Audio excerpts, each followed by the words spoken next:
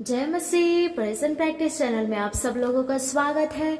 आज हम लोग एक ऐसे व्यक्ति के बारे में देखेंगे, यदि परमेश्वर का अभिषेक हमारे ऊपर है तो हम कहीं भी रहें, परमेश्वर का आत्मा हमारे साथ रहेगा और लोग हमारे पास रहेंगे, उनके अंदर हमारे अभिषेक नहीं दिखेंगे। लेकिन यदि हमारा अभिषेक परमेश्वर के ऊपर है, हमारा भरोसा परमेश्वर के ऊपर है, तो कहीं भी दूर कोई भी रहेगा, उससे भी हमारा जो अभिषेक है परमेश्वर पहचाना देते हैं। तो हम दाऊद के जीवन में यह देखते हैं कि अभिषेक किस प्रकार एक मनुष्य में कार्य करता है। जंगल में रहने वाले को घर में बुलवाकर अभिषेक किया गया। वह फिर से जंगल में चला गया, वहां से वह सिंहासन पर बैठा, फिर जंगल, वहां से वह युद्ध मैदान को गया। जब परमेश्वर हमें अभिषिक्त करता है तब हम एक कदम से दूसरे कदम की ओर अगुवाई किए जाते हैं। एक पद से दूसरे पद, एक स्तर से दूसरे स्तर, एक खंड से दूसरे खंड, इस प्रकार अगुवाई किए जाते हैं। पहला शमूएल 16 का 19 में ऐसा लिखा हुआ है, तब शाऊल ने दूतों के हाथ से यिशै के पास कहला भेजा कि अपने पुत्र दाऊद को, जो भेड़ बकरियों के साथ रहता है, मेरे पास भेज दे। हमारे ऊपर परमेश्वर का विशेष अभिषेक होने से उस पर हमारे परिवार के लोग ध्यान नहीं देते होंगे और हमें सही आदर नहीं देते होंगे। दाऊद के काम धंधे, उसका जो प्रोफेशन था, में तुरंत कोई परिवर्तन नहीं हुआ। दाऊद अपने भाइयों के बीच उनके सामने ही अभिषिक्त किया गया था। तो भी जब वह उन लोगों से भेंट करने युद्ध के मैदान में अपने पिता के द्वारा भेजा गया, तब उन्होंने उसे डांटा और उसे तिरस्कार किया। पहला शमूएल 17 का 28 में ऐसा लिखा हुआ है, अगर हम इस सच्चाई को समझेंगे तो हम नहीं घबराएंगे। हमारे ऊपर के विशेष अभिषेक के बारे में हमारे सहकर्मी या विश्वासियों को जानकारी न होने के कारण हमें यह अपेक्षा नहीं करना चाहिए कि वे हमें तुरंत ही स्वीकार करें। पहले के समान ही दाऊद अपनी भेड़ों को चरा रहा था। आत्मिक तौर से मैं कहाँ पर हूँ और किस स्थान में हूँ? क्या प्रभु मेरे साथ है? इन बातों पर मन लगाना अनिवार्य है।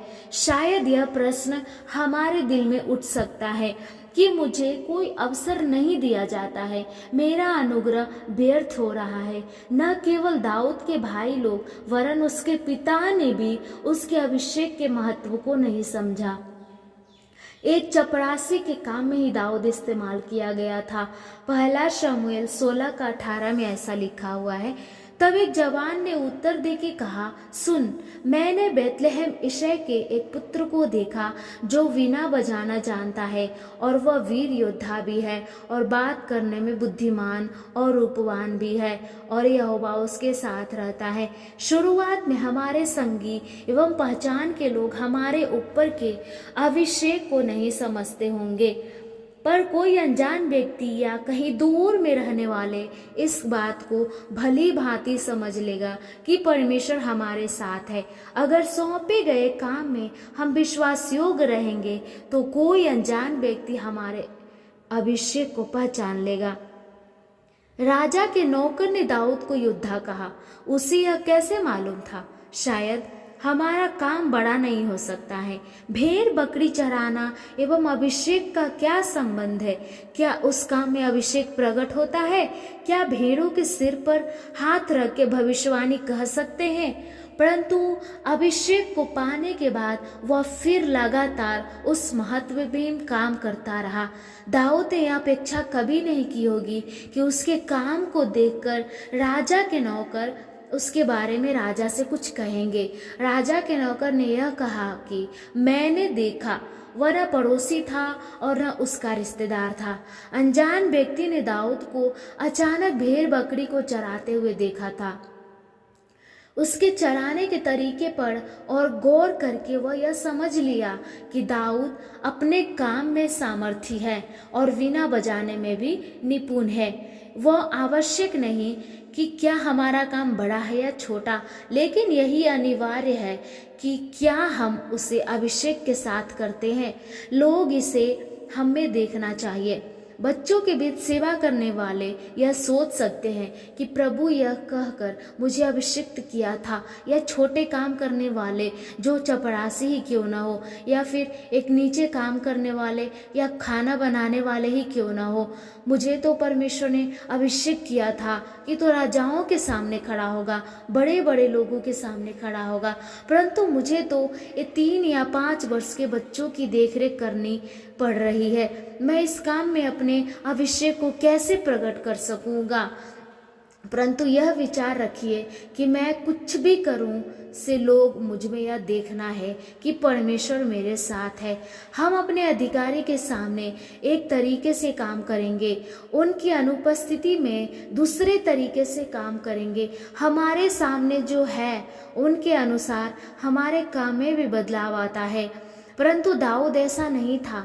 चाहे कोई रहे या न रहे, किसी का ध्यान रहे या न रहे, वह अपने काम को एक ही तरीके से किया करता था। दाऊद यह नहीं जानता था कि जिस व्यक्ति ने उसे देखा था वह राजा का सेवक है। राजा दुष्ट आत्मा से परेशान हो रहा था। समस्त इस्राएल में सिर्फ दाऊद ही राजा की सहायता कर सकता था। वह भेड़शाला में रहने से भी सही समय पर राजमहल में पहुंचाया गया। कोई हमें रिजेक्ट करता है, कोई हमें एक्सेप्ट करे या ना करे, इससे कोई परवाह नहीं। हम अपने नियुक्त कार्य को ईमानदारी एवं विश्वास से करें, वह उचित समय पर हमारे काम आएगा। पहला शमूएल 16:1 में हम लोग देख सकते हैं, और दाऊद शाऊल के पास जाकर उसके सामने उपस्थित रहने लगा, और शाऊल उससे बहुत प्रीति करने लगा, और वह उसके हथियार ढोने वाला हो गया। दाऊद राजमहल में प्रवेश करने का क्या कारण रहा? उसके वीणा बजाने में निपुणता। जो खूबी हमारे अंदर पहले से है, उसी से परमेश्वर एक दरवाजा खोलता है। हमें यह नहीं सोचना है कि यह खूबी मेरे पास है। यह खूबी हमारे लिए अनजान बात को सिखाने का या आधार या मंच बन सकती है। किसी को एक कक्षा में रखकर वह कुछ सिखाया नहीं जा सकता। देखकर सीखने की बहुत सी बातें हैं। दाऊद आगे राजा बनने वाला है। उसे राजनीति एवं प्रशासन या प्रशासन की बातें, पॉलिटिक्स की बातें सीखनी है। उसके लिए सही जगह राजमहल ही है, इसलिए परमेश्वर उसे वहां पर ले जाता है।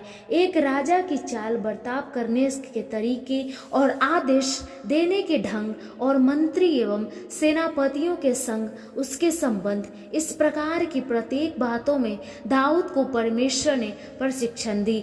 उसने उसे राजमहल में राजा के साथ उसकी हथियार ढोने वाले के रूप में रखा। परमेश्वर हमें हमारे अंदर प्रिय जो गुण है, या फिर हमारे अंदर जो छोटी सी गुण है, और हमें ये सोचते हैं कि ये गुण से मैं क्या कर सकता हूँ, लेकिन यहाँ पे दाऊद को हम लोग देख सकते हैं, उसको सिर्फ बीना बजाना आता था, और उसी से परमेश्वर ने उसको राजा तक का उसको पद भी दिया। इसलिए हमें परमेश्वर से यही प्रार्थना करना है, हे पिता, कई बार हम अपने लोगों से स्वीकृत नहीं किए जाते हैं, तिरस्कार किए जाते हैं। शुरुआत में सारे लोग भी ऐसे ही मार्ग में होकर चलाए हैं। इसे समझने में हमारी सहायता कर। जो खूबी और काम तूने हमें दिए हैं उसे हम तुच्छ ना समझने पाए। परमेश्वर हमें सहायता करे, और इस दाऊद के जीवन से हमें और भी कुछ समझने के लिए, गहराई से समझने के लिए परमेश्वर हमें प्रेरणा दे।